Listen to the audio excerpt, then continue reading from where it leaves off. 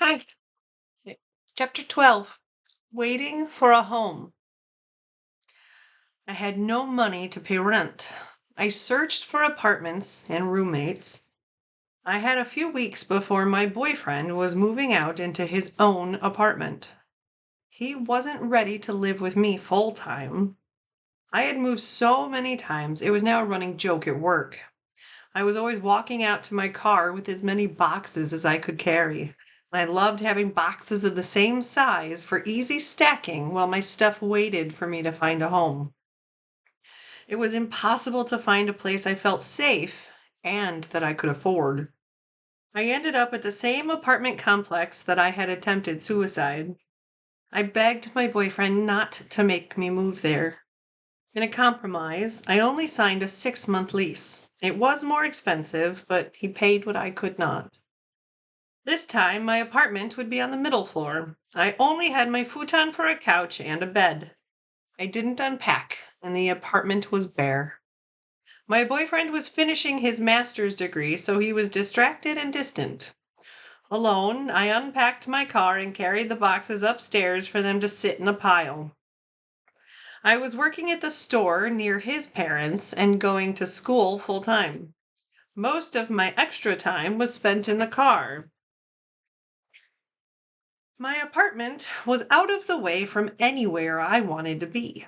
I was technically living in 2 apartments, working 2 jobs, and going to school. For the 6 months I lived in the middle floor apartment, my boyfriend paid rent more times than I did. I worked as much as I could and spent as little as possible, but I could not pay rent. There was a day I went back to my apartment and smelled gas. And it's a talent I have come to realize most humans do not have. Having the ability to smell the gas saved my life. When I went back and smelled the gas, I called the apartment to alert them, and my concern was dismissed. When I started getting a headache, I called the gas company instead. I waited outside for help, and when my apartment was inspected, they found my stove was leaking gas, and I used the opportunity to stay at my boyfriend's longer. And within a month of telling the apartment complex that I would not be staying, my car was towed. Parking had been a problem because the parking lot was so crowded, and my car insurance was paid for by my mom. She paid for what she could to help me. My apartment complex required my name be on the insurance in order to give me a parking pass. I paid rent, but they would not give me a complex parking pass. I parked every night in fear that my car was going to be towed away. I had been walking long distances with the boxes I was bringing into the apartment in the snow. And I woke up to go to massage school and found my car missing. In a panic, I call my boyfriend, and he pays for my car to be released. I missed school that day and had to prove to my teacher why I was absent another day. And every night was a decision of where am I going to sleep? I often stayed the night at my boyfriend's apartment that was 45 minutes away from mine. I never knew if I would be staying one night or 3. Most times I left extra uniforms in the car or at his place just in case. And I still have nightmares that I show up to work without my uniform because I can't find it. It was extremely stressful living out of a suitcase. Every day I needed to make sure I took my medication, but I didn't want to carry around large amounts in my purse or bag. Each job had a different uniform and schedule, and I lived life day by day, just like my mom taught me when times were worst. At his apartment, I had no parking pass. I parked in the farthest parking spot because I was afraid I would get towed again. I could not miss another day of classes because massage education was extremely strict on attendance, and attendance has always been a weak spot for me. My grades and understanding of the material varied depending on the unit at school. All I had to do was pass a massive test at the end to see if I could receive my massage license from the state. As I got farther along in my massage training, I was able to start a job at a chiropractic clinic. I would go to massage school first thing in the morning. I ate lunch at school and then had more class. After class, I drove to work as quickly as possible. I started wearing my work uniform under my scrubs so I could change in the car. My job was letting me come in late, but patients were always waiting for me. I was not licensed for massage therapy, yet I was allowed to help in the physical therapy room with muscle rehab. I needed the job so badly, I was desperate to make my bosses happy, and I was terrified to give them a reason to fire me. His apartment had a washer and dryer, so I always did my laundry at his apartment. I refused to use the laundry area in the apartment complex. My boyfriend let me pick out dishes and couches for his apartment. Most meals we cooked together, so that meant on rare times I went to my apartment, I ate unhealthy food. Food went to waste in my fridge because I would purchase it thinking I would be at my apartment more. It made no sense to be at two apartments. Bouncing between two apartments was hurting me inside, but he still wasn't ready for me to live there full time. My 6-month lease was up, and together we looked for another place I could live. Roommates and sublets, we went and looked together.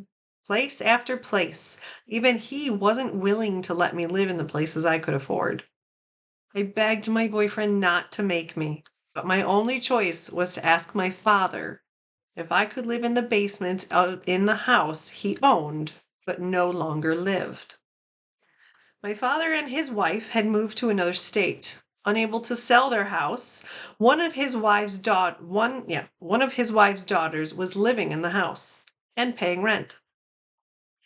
In tears of pain, I called my father and asked if I could live in his house. He said yes, and we agreed on a price for my rent. I was angry that he was making money off of me.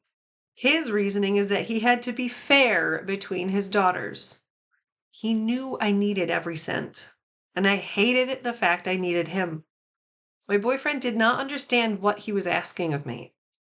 My boyfriend was starting to understand depression. Abuse and post-traumatic stress disorder is something he would learn very well. It was easy moving into my father's old house. I only brought what I absolutely needed. My futon and TV were the only pieces of furniture I cared to bring. The rest remained at my boyfriend's parents' house. I needed a place to sleep, and I needed entertainment. Clothes I kept at my boyfriend's or in a suitcase. My father's wife's daughter let me borrow her friend's DVDs to watch during the hours I had to wait until going back to my boyfriend's apartment, work, or school. I had access to my own bathroom and shower across the hall from my room. My room was dark and cold. Using my metal trash can and a large candle, I heated my room while I watched Friends. I realized how Phoebe's weirdness became a distraction for how wise her words are. During my sleeping hours, my dreams were haunted by memories. I woke up crying from stress dreams in the middle of the night. The smell of him in the house had my emotions on high alert. Each night I spent in the house, I called my boyfriend in tears because of emotional pain. For the third attempt to sleep in his house, my boyfriend was going to stay the night for the first time. Neither of us were comfortable in that house. It was Easter season while I was living in my father's basement, and I felt obligated to be present at my grandmother's house for the big meal. My boyfriend had never met my father or my extended family for a reason. Even with consistent medication, my emotions were a roller coaster. I felt like I was going to throw up on the way to my grandmother's house. It had been years since I had been to the house. I was stepping backwards in time. I wasn't alone, but I resented my boyfriend for making me be a part of their lives. I did not want to be where I was. It didn't take long for my boyfriend to understand why I had avoided gathering with my family.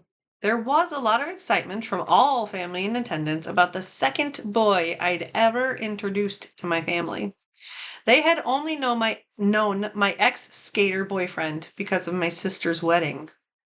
And during dinner, my father came up from behind to tickle me.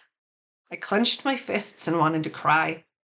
My father was trying to joke with me, but I could not joke in my emotional state.